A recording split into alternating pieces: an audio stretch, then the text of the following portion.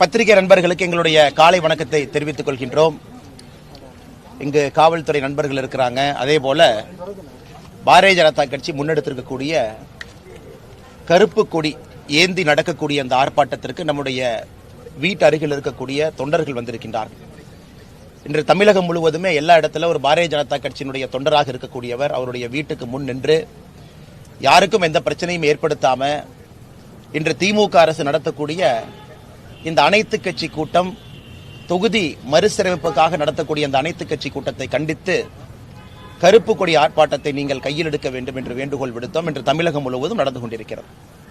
முதல்ல எதற்காக திமுக அரசு மாநில அரசை எதிர்த்து ஒரு பாரதிய ஜனதா கட்சியினுடைய தொண்டன் கருப்பு சட்டை அணிந்து கருப்பு கொடி ஆர்ப்பாட்டத்தை முன்னெடுக்கின்றான்? என்ன காரணம்? உங்களுக்கு தெரியும், தமிழகத்தை பொறுத்தவரை அண்டை மாநிலங்களோடு, குறிப்பாக பக்கத்து மாநிலங்களோடு பல பிரச்சனைகள் இருக்கக்கூடிய மாநிலம் நம்முடையது. கேரளாவை மட்டும் நீங்க எடுத்துக்கிட்டீங்கன்னா முல்லை பெரியார் அணை பிரச்சனை தொடர்ந்து நமக்கு இருக்கு. பேபி அணையை இன்னும் சரிப்படுத்த முடியாம தவிச்சுக்கிட்டு இருக்கோம். முல்லை பெரியார் அணையினுடைய நீர்மட்டத்தை உயர்த்த முடியாமல் தவித்துக் கொண்டிருக்கின்றோம். இதனால் லட்சக்கணக்கான விவசாய பெருமக்கள் ஒரு இடத்திலே பாதிக்கப்பட்டிருக்கின்றார்கள். மதுரை பகுதியிலிருந்து ஆரம்பிச்சீங்கன்னா முல்லை பெரியார் அணை பாசனம் முழுவதுமே.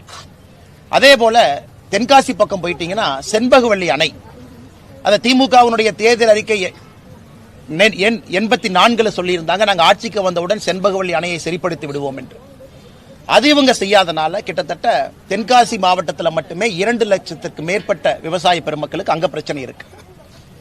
திருவனந்தபுரம் இருந்து வரக்கூடிய கழிவுகள் எல்லாம், குப்பை கூடங்கள் எல்லாம் இன்னைக்கு தமிழகத்திற்குள்ள கொட்ட ஆரம்பிச்சிருக்கிறாங்க. அது தென்காசியாக இருக்கட்டும், கோயம்புத்தூராக இருக்கட்டும், கேரளா பார்டரை ஒட்டி தமிழகத்திற்குள்ள அந்த கம்யூனிஸ்ட் ஆட்சி வந்த பிறகு கேரளத்தில் தமிழகத்தை பொறுத்தவரை மருத்துவ கழிவுகள் இருந்து, மனித கழிவுகள் இருந்து, மிருக கழிவுகள் இருந்து எல்லா விதமான கழிவுகளும் இங்க கொட்டுறாங்க. இது ஒரு பக்கம். கர்நாடகாவை பொறுத்தவரை நீண்ட நாட்கள் பிரச்சனை இருக்கக்கூடியது காவேரி பிரச்சனை. குறிப்பாக இன்று மேகதாத்து அணையை கட்டியே தீர்வேன் என்று கர்நாடகாவினுடைய துணை முதலமைச்சர் திரு DK சிவகுமார் அவர்கள் கிளம்பி இருக்கின்றார்கள். தமிழக அரசு இதுவரை மறுப்பு கூட சொல்லல. தமிழகத்தினுடைய முதலமைச்சர் இதுவரை எதிர்த்து கூட கேள்வி கேட்கல. பந்திப்பூர்ல இரவு வாகன போக்குவரத்தை தடை செய்த பிறகு லட்சக்கணக்கான பொதுமக்கள் ஊட்டி, கூடலூர்ல அவங்களுக்கு பிரச்சனை இருக்கு. பல ஆண்டுகளாக கேட்டுக்கொண்டிருக்கின்றோம், ஹொசூர்னுடைய வளர்ச்சி பெங்களூரை ஒட்டி இருக்கணும். அதற்கு பொம்மசந்திரா பெங்களூரிலிருந்து ஹொசூர் வரைக்கும் ஒரு மெட்ரோ கனெக்ஷன், அது சென்னை பெங்களூர் மெட்ரோ காரிடராக வர வேண்டும் என்று சொல்லுகின்றோம். அதற்கும் கர்நாடக அரசு எதிர்ப்பு தெரிவிக்கிறது. இப்படி தமிழகத்திற்கு நியாயமாக வர வேண்டிய தண்ணீரிலிருந்து, நியாயமாக இருக்கக்கூடிய பிரச்சனைகள் இருந்து எந்த ஒரு தீர்வு இல்லாம தமிழகத்தினுடைய முதலமைச்சர் அவர்கள் 4 ஆண்டுகள்ல தமிழகத்தினுடைய உரிமையை முழுவதாக கோட்டை விட்டிருக்கின்றார். உங்களுடைய கவனத்திற்காக கேரளாவுக்கு மட்டுமே தமிழகத்தினுடைய முதலமைச்சர் மாண்புமிகு MK ஸ்டாலின் ஐயா 4 முறை போயிருக்கிறாங்க. 4 முறை போயிருக்கிறாங்க கேரளாவுக்கு மட்டுமே. 4 முறை போய் தமிழகத்தினுடைய பிரச்சனையை ஒரு முறை கூட பேசல. ஆனா இன்று கேரளாவினுடைய முதலமைச்சர் திரு விஜயன் அவர்களாக இருக்கட்டும், கர்நாடகாவினுடைய துணை முதலமைச்சர் திரு DK சிவகுமார் அவர்களாக இருக்கட்டும், தெலங்கானாவுடைய முதலமைச்சராக இருக்கட்டும், இவங்க எல்லாத்தையும் சென்னையில் அழைத்து பிரச்சனையே இல்லாத இவங்க கற்பனைக்காக, இவர்களுடைய கனவுக்காக இவர்களாக ஏற்படுத்திய தொகுதி மறுசீரமைப்பு பிரச்சனை என்கின்ற நாடகத்தை அரங்கேற்றிக் கொண்டிருக்கின்றார்கள் ITC ஹோட்டல்ல. அதனால் தமிழக மக்களுடைய உரிமையை தொடர்ந்து விட்டுக் கொடுத்து, கடந்த 4 ஆண்டுகளாக திமுகவினுடைய ஆட்சியில உரிமையெல்லாம் விட்டுக் கொடுத்து இவர்களுக்கு அரசியல் லாபம் வர வேண்டும் என்பதற்காக கம்யூனிஸ்ட் ஆட்சியோடு நெருங்கிய தொடர்பு, காங்கிரஸ் ஆட்சியோடு நெருங்கிய தொடர்பு கொண்டு நம்முடைய உரிமைகள்லாம் விட்டுக் கொடுத்த மாநிலத்தினுடைய முதலமைச்சர் ஐயா MK ஸ்டாலின் அவர்களை எதிர்த்து இந்த கருப்பு கொடி ஆர்ப்பாட்டம், கருப்பு சட்டை அணிந்து தமிழகம் முழுவதுமே பாரதிய ஜனதா கட்சியினுடைய தொண்டர்கள் ஆர்ப்பாட்டம் நடத்தி கொண்டிருக்கின்றார்கள். இன்றைக்கு நடக்கக்கூடியது வெறும் நாடகம் மட்டும்தான். தொகுதி மறுசீரமைப்பில் தமிழகத்திற்கு எந்த விதமான பிரச்சனையும் வரப்போறதில்லை. தமிழகம் உட்பட எந்த மாநிலமாக இருந்தாலும், குறிப்பாக நம்முடைய தென்னிந்திய மாநிலங்கள் யாருமே அவர்களுடைய விகிதாச்சார அடிப்படை படி ஒரு சீட்டு கூட இழக்க போறதில்லை. எல்லாரும் இன்னைக்கு என்ன பொசிஷன்ல இருக்காங்களோ அதே போல இருப்பாங்க. தமிழ்நாட்டை பொறுத்தவரை 543 சீட்டுல 39 லோக்சபா சீட் நமக்கு இருக்கு. 7.17%. நாளை புதிய லோக்சபாவுடைய எண்ணிக்கை என்னவாக இருந்தாலும் கூட அதே 7.17% தமிழகத்திற்கு இருக்க போது, யூபிக்கு அதே இருக்க போது, கர்நாடகாவுக்கு அந்தந்த விகிதாச்சார அடிப்படையில் இருக்க போது. அப்படி இருக்கும் பொழுது இவர்களாக இவ்வளவு பிரச்சனை இருக்கும் பொழுது அதையெல்லாம் மறைத்துவிட்டு, மறந்துவிட்டு ஒரு தொகுதி மறுசீரமைப்பு நாடகம் என்பதை நடத்தி கொண்டிருக்கின்றார்கள். இதையும் கண்டித்து பாரதிய ஜனதா கட்சியினுடைய தொண்டர்கள் தமிழகம் முழுவதுமே கருப்பு கொடி ஏந்தி, கருப்பு உடை அணிந்து ஆர்ப்பாட்டம் நடத்தி கொண்டிருக்கின்றார்கள். அன்பு சொந்தங்களே, உங்களுக்கும் தெரியும், நம்முடைய தொண்டர்கள் கோஷமிட்டபடி தமிழகத்தில் எங்கேயுமே தமிழகத்தில் எங்கே பரவாயில்ல பேசுங்க. தமிழகத்தில் எங்கேயுமே படுகொலைகள் நடக்காத ஒரு நாளே இல்லை, பாலியல் வன்முறைகள் நடக்காத ஒரு நகரமே இல்லை, ஊழல் இல்லாத எந்த ஒரு அரசு துறையுமே இல்லை என்கின்ற அடிப்படையில் இதை தினமும் பார்த்து கொண்டிருக்கின்றோம். இதற்கெல்லாம் முதலமைச்சர் பேசணும். இன்னைக்கு இன்னொரு விஷயத்தை நம்முடைய முதலமைச்சருக்கு சொல்லிக்கொள்ள விரும்புகின்றேன். தமிழகத்தில் அனைத்து கட்சிகள் நிறைய பேர் சொல்றாங்க, நாம் இங்க ஒரு காஸ்ட் சென்சஸ் எடுக்கணும், ஜாதி அடிப்படையில் எவ்வளவு மக்கள் இருக்கிறாங்க அப்படிங்கிற ஒரு கணக்கெடுக்கணும், அதன் பிறகு நம்முடைய திட்டங்களை எல்லாம் கொண்டு சேர்ப்பதற்கு முயற்சி எடுக்கணும். இன்னைக்கு தெலங்கானாவுடைய முதலமைச்சர் வந்திருக்கிறாங்க. அந்த மாநிலத்தில் அவர் ஜாதி சென்சஸ் எடுத்திருக்கிறாரு. எடுத்த பிறகு ரிப்போர்ட்டை வெளியிட்டிருக்கிறார். ஆனா தமிழகத்தினுடைய முதலமைச்சர் என்ன சொல்லுவாருன்னா, நாங்க எடுப்பதற்கு அனுமதி இல்லை, மத்திய அரசு எடுக்கணும். அது எப்படி நியாயம்? அதனால் தமிழகத்தினுடைய முதலமைச்சருடைய பல பொய்கள் இன்னைக்கு வெட்ட வெளிச்சமாகுது. தெலங்கானாவிலிருந்து வந்திருக்கக்கூடிய முதலமைச்சர் அவருடைய மாநிலத்தில் ஜாதி சென்சஸ் எடுத்திருக்கிறார். ஆனா தமிழகத்தினுடைய முதலமைச்சர் எடுக்க முடியாது, மத்திய அரசு மேல பழிய போடுறாங்க. அதையும் தெலங்கானா முதலமைச்சர்கிட்ட கத்துக்குங்க. இதுல நீங்க தொகுதி மறுசீரமைப்பு பத்தி பேசுங்க, பேசாம போங்க. ஆனா தமிழர்களுடைய உரிமையாக இருக்கக்கூடிய முல்லை பெரியாறு, செண்பகவல்லி அணை, மருத்துவ கழிவு கொட்டுதல், இதெல்லாம் கேரளாட்ட பேசுங்க. Bommasandra Hosur corridor, Chennai metro Bangalore corridor, குறிப்பாக பந்திப்பூர் இரவு நேரத்தில் செல்லக்கூடிய வாகன போக்குவரத்து பிரச்சனை, மேகதாத்து அணைக்கு எதிர்ப்பு சொல்லி அனுப்புங்க. இன்னைக்கு வந்திருக்கும் பொழுது எதிர்ப்பு சொல்லி, ஆளுகின்ற கட்சியாக மத்தியில் இருக்கக்கூடிய பாரதிய ஜனதா கட்சி நாங்க எதிர்க்கிறோம். மோடி ஐயா தமிழகத்தினுடைய அனுமதி இல்லாம மேகதாத்து அணை கட்ட முடியாதுன்னு சொல்லியாட்டு. அப்படி இருக்கும் பொழுது தமிழகத்தினுடைய முதலமைச்சர் வாயை திறந்து தமிழகத்தினுடைய எதிர்ப்பை பதிவு செய்வதற்கு என்ன பிரச்சனை? இதையெல்லாம் முதலமைச்சர் அவர்கள் என்று செய்ய வேண்டும் என்று இந்த நேரத்தில் நாங்கள் வேண்டுகோள் விடுக்கிறோம். அவர் அரசியல் டிராமாக்காக இந்த மீட்டிங் இருந்தாலும் கூட ஒரு டீ பஜ்ஜி பிஸ்கட் சாப்பிட்ட பிறகு தமிழகத்தினுடைய உரிமையும் நிலைநாட்டி அந்தந்த மாநிலத்தினுடைய முதலமைச்சர்கிட்ட பேசி அனுப்புங்கன்னு நாங்கள் சொல்ல விரும்புகிறோம். அதை தாண்டி வந்திருக்கக்கூடிய பத்திரிகை நண்பர்கள் இந்த கடுமையான வெயில் நின்று கொண்டிருக்கின்றீர்கள், உங்களுக்கு நன்றியை தெரிவித்துக் கொள்வதோடு கேள்விகள் இருந்தா கேளுங்கன்னா பதில் சொல்றோம். இப்படி வர்றங்கண்ணா. வணக்கம். ரெண்டு விஷயத்தை பிரதானமா முன்வைக்கிறீங்க. ஒண்ணு கேரளாவில் இருக்கக்கூடிய அணை விவகாரம், அதே போல கர்நாடகாவில் இருக்கக்கூடிய அந்த நீர் பஞ்சத்து தொடர்பான விவகாரத்தை முன்வைக்கிறீங்க. இதை மத்திய அரசு செய்யறதே மத்திய அரசு தானே, அதை செய்யாம திரும்பியும் மாநில அரசுகிட்டே நம்ம அதை சொன்னா என்ன நியாயம்? ஆனா மத்திய அரசுக்கு இதுல எங்கேயுமே பொறுப்பு இல்லைங்கன்னா. மத்திய அரசை பொறுத்த வரைக்கும் 2018 காவிரி ட்ரிபியூனல் அமைத்த பிறகு சகோதரருக்கு தெரியும், மிக தெளிவாக பாராளுமன்றத்தில் நாம் சொல்லிவிட்டோம், மேகதாத்து அணை தமிழகம், புதுச்சேரி, கேரளா இந்த 3 மாநிலத்தினுடைய அனுமதி இல்லாம எங்கே நீர் உற்பத்தியாகி வருகிறதோ அந்த மாநிலம், குறிப்பாக கர்நாடகா மாநிலம், அங்கே அணை கட்டுவதற்கு அனுமதி இல்லை என்று சொல்லிய பிறகு டி.கே. சிவகுமார் அவருடைய பேச்சை இங்கே சுட்டிக்காட்ட விரும்புகின்றேன்.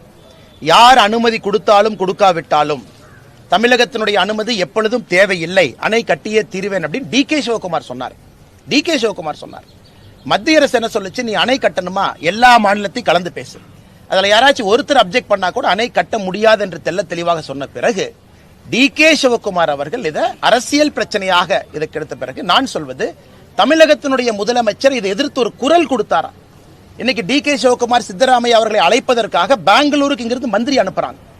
போன மந்திரிகள் 39 எம்பிக்கள் இருக்கிறாங்க. யாராச்சும் போய் பெங்களூருக்கு போய் சித்தராமையா அவர்களை சந்திச்சு, சிவகுமார் அவர்களை சந்திச்சு தமிழகத்தினுடைய எதிர்ப்பை பதிவு செஞ்சாங்களா? எங்கேயுமே பதிவு செய்யல. எல்லா இடத்திலும் உரிமை விட்டு கொடுத்திருக்காங்க. கேரளாவை பொறுத்தவரை செண்பகவல்லி அணை, அது உங்களுக்கு தெரியும், 1953, 73 பல காலகட்டத்தில் பிரச்சனை வந்த பொழுது கர்மவீரர் காமராஜர் ஐயா முதல் பிரச்சனையை தீர்த்தாங்க. இரண்டாவது பிரச்சனை வந்த பொழுது புரட்சி தலைவர் டாக்டர் எம்ஜிஆர் ஐயா அவர்கள் தமிழகத்தினுடைய பணத்தை தூக்கி கேரளா கொடுத்தாங்க, ரிப்பேர் பண்ணிக்கணும். அதன் பிறகு கேரள அரசு என்ன சொன்னாங்க, நாங்கள் எந்த காரணத்துக்கும் விடமாட்டோம் என்று சொல்லிய பிறகு திமுக தன்னுடைய தேர்தல் வாக்குறுதியில 84வது பாயிண்ட் செண்பகவல்லி அணையை சரி பண்ணுவோம்னு சொல்லியிருக்கிறாங்க. அது சம்பந்தமா பேசினாங்களா? இப்ப சகோதரருக்கு தெரியும், ஒரு மாநிலத்தினுடைய முதலமைச்சர் இன்னொரு மாநிலத்துக்கு போனாங்கன்னா என்ன பேசினாங்கிற செய்தி குறிப்பு பத்திரிகை நண்பர்களுக்கு கொடுப்பாங்க. செண்பகவல்லி அணையை 4 முறை கேரளாவுக்கு சென்று பேசல. ஆனால் எங்களுடைய ஆதங்கம், நாங்கள் சொல்வது மத்திய அரசுடைய வாதமாவே வச்சுக்கங்க. ஏன்னா ஆளும் கட்சியாக இருக்கக்கூடிய தமிழக பாரதிய ஜனதா கட்சி மத்தியில் நாங்க சொல்றோம், இது இல்ல எதிர்ப்பு தெரிவிச்சாச்சு. அப்படி இருக்கும் பொழுது திமுக வாயை திறந்து அவர்கள் எதிர்ப்பை பதிவு செய்வதற்கு கூட என்ன பிரச்சனை தான் நாங்க கேட்கிறோங்கன்னா, பந்திப்பூர்ல இரவு நேர போக்குவரத்து பிரச்சனை, இது 2 மாநில அரசும் உட்கார்ந்து ஒரு முறையாவது பேசலாமே. உச்சநீதிமன்றம் தீர்ப்பு இருக்கலாம், இருவரும் உட்கார்ந்து ஒரு முறை கூட பேசலையே. பொம்மசந்திரா டு ஹொசூர் அந்த 23 கிலோமீட்டர் மெட்ரோ லைனை போட்டீங்கன்னா ஹொசூருடைய வளர்ச்சி எப்படி இருக்குங்கண்ணா? எப்படி இருக்கும்? அதுல பெங்களூர் என்ன சொல்றாங்க, இல்ல பெங்களூருக்கு வெளியிருந்து தான் கனெக்ஷன் கொடுப்பேன், நமக்கு Bangalore central to Hosur connect பண்ணணும் நாம கேட்கிறோம். இது சம்பந்தமா ஒரு பேச்சுவார்த்தை நடத்துனீங்களா? காஸ்ட் ஷேரிங் பத்தி நடத்துனீங்களா? எதுவுமே பேசாம தினமும் அரசியல் மட்டும் பேசிக் கொண்டிருந்தால் மாநிலத்தினுடைய வளர்ச்சியை முழுமையாக நம்முடைய முதலமைச்சர் விட்டுக் கொடுத்து விட்டார் என்பதுதான் எங்களுடைய கோபம் மட்டுமல்ல, ஆதங்கம். விகிதாச்சார அடிப்படையில தொகுதி மறுசீரமைப்பு செய்யப்படும் சொல்றாங்க. ஆனா ஊபி, பீகார் மற்ற மாநிலத்துல விகிதாச்சார அடிப்படையை விட கூடுதலாக தொகுதி வருது. நம்ம விகிதாச்சார அடிப்படையில குறைவான தொகுதி வருது அவங்களுடைய பாயிண்ட் ஆகிறாங்க.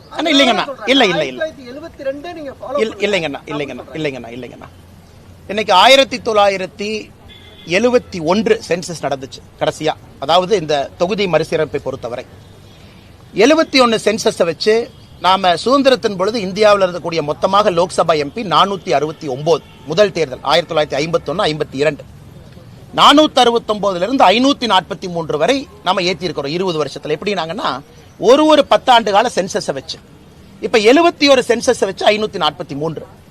இன்னைக்கு நீங்க மறுபடியும் 1971 சென்சஸே நீங்க வச்சு கொண்டு போறீங்க அப்படின்னா கூட தமிழ்நாடு போன்ற மாநிலங்கள் நாம மக்கள் தொகை கட்டுப்பாட்டை எப்பவே அடைஞ்சிட்டோம். 2.1 ஃபெர்டிலிட்டி ரேட் அடைஞ்சிட்டோம். இன்னைக்கு நாம் கேட்பது தமிழ்நாடுக்கு 7.17, மொத்தம் 543ல 39 7.17. அது அன்னைக்கு காலகட்டத்தில் நமக்கு நியாயமா கிடைச்சிருக்கு. இன்னைக்கு யூபி போனீங்கன்னா 30 லட்சம் 28 லட்சம் பேத்துக்கு ஒரு எம்பி இருக்கிறாங்க. நமக்கு 18 லட்சம் 16 லட்சம் பேத்துக்கு இருக்கிறாங்க. இன்னைக்கு மக்கள் தொகை அடிப்படையில் நீங்க அதை கொடுக்க ஆரம்பிச்சீங்க அப்படின்னா எம்பிக்கள் அதிகமாயிரும். அதனாலதான் பல இடத்துல நம்முடைய பிரதமர் அவங்க சொல்றாங்க, இது காங்கிரசினுடைய கணக்கு மக்கள் தொகை அடிப்படையில், நாங்கள் அதை செய்ய போவது இல்லைன்னு பிரதமர் தெளிவுபடுத்தியிருக்கிறாங்க. தமிழ்நாட்டுக்கு வந்த உள்துறை அமைச்சர் இல்ல இன்னைக்கு எப்படி இருக்கிறீங்களோ அதை பொறுத்து தான் ஏற்றம். இன்னைக்கு 543க்கு 7.17, நாளைக்கு ஒருவேளை சீட்டு 800 ஆனாலும் 7.17. இன்னைக்கு யூபிக்கு என்ன விகிதாச்சாரம் இருக்கோ அவர்களுக்கும் அதே விகிதாச்சாரம். அப்படி இருக்கும் பொழுது எந்த ஒரு மாநிலத்துக்கும் ஏற்றம் இல்லை, எந்த ஒரு மாநிலத்துக்கும் இறக்கம் இல்லை. எங்களை பொறுத்தவரை இது சரியானதாக இருக்கும் என்று நாங்கள் கருதுகின்றோம். விகிதாச்சார அடிப்படையை தவிர நீங்க எந்த ஆக்ஷன் எடுத்தாலும், நிலப்பரப்பு வச்சு போலாம், யூபிக்கு நிலப்பரப்பு பெருசு, இல்ல நம்ம மக்கள் தொகையை வச்சு போலாம், யூபிக்கு மக்கள் தொகை அதிகம். 1971 பாப்புலேஷனுக்கு பின்னாடி நீங்க கணக்கு பார்த்தாலும் சகோதரருடைய கேள்விக்கு யூபி இன்னும் அதிக மக்கள் தொகை தான் இருக்கிறாங்க. நீங்க 2 மக்கள் தொகையும் பேலன்ஸ் பண்ணா கூட. ஆனா தமிழ்நாட்டுக்கு நல்லது, இந்தியாவிற்கு நல்லதுன்னு கணக்கு பார்த்தீங்கன்னா விகிதாச்சார அடிப்படை மட்டும்தான் நல்லது. இன்னொரு விஷயம் சொல்றாங்க அவங்க, நாங்க மத்திய அரசு சொன்னதை மக்கள் தொகை கட்டுப்படுத்துவதில் நாங்க தென் மாநிலம் சிறப்பா செயல்பட்டோம், நான் வட மாநிலங்கள் சரியா செயல்படல, அதனால மக்கள் தொகை அழிவையோ பரப்பல் அழிவையோ அவங்க மறுசீரமைப்பு போனா கூடுதலான தொகுதி வருது, நாங்க மத்திய அரசு சொன்னதை ஃபாலோ பண்ணதுல எங்களுக்கு தண்டனையா? இல்லைங்கண்ணா, மக்கள் தொகை அடிப்படையிலே வராது என்று சொல்லிய பிறகு திமுக அரசு சொல்லக்கூடிய வாதம் எங்க வருதுங்கண்ணா? மக்கள் தொகை அடிப்படையில் தொகுதி மறுசீரமைப்பு நடக்காது என்று சொல்லிய பிறகு திமுக சொல்லக்கூடிய காரணத்தில் என்ன நியாயம் இருக்குங்கண்ணா? நாம் இன்னைக்கு 1971 மக்கள் தொகை அடிப்படையில் வைத்த 39 எம்பிக்களை பேசுறோம் 543. அதே விகிதாச்சார அடிப்படையில் உயர்வு இருக்கும் என்று சொல்லும் பொழுது திமுக சொல்லுகின்ற அந்த காரணமே தவறு தானே. இன்னைக்கு திமுக இங்கெல்லாம் கூப்பிட்டு பேசுறாங்க. எத்தனை, குறிப்பாக மம்தா பானர்ஜி அவர்கள் இந்த கூட்டத்தை புறக்கணிச்சிருக்கிறாங்க. நான் வரமாட்டேன், எனக்கு இதை விட இன்னொரு பிரச்சனை நான் பேசிக் கொண்டிருக்கும் பொழுது என்னுடைய கவனம் இங்கே திசை திருப்ப விட மாட்டேன் என்று ஆம் ஆத்மி கட்சி வந்திருக்கிறாங்க. இதே திமுக வடக்கில் இருக்கக்கூடிய இந்தியர்களை எத்தனை முறை தவறா பேசியிருக்கிறாங்க. அதையெல்லாம் வந்திருக்கக்கூடியவர்கள் கேட்டுட்டு போவாங்களா? பஞ்சாபினுடைய முதலமைச்சர் கேட்டுட்டு போகணும், ஆம் ஆத்மி கட்சியினுடைய தலைவர் கேட்டுட்டு போகணும், அவங்களும் வந்திருக்கிறாங்க கேட்டுட்டு போகணும்.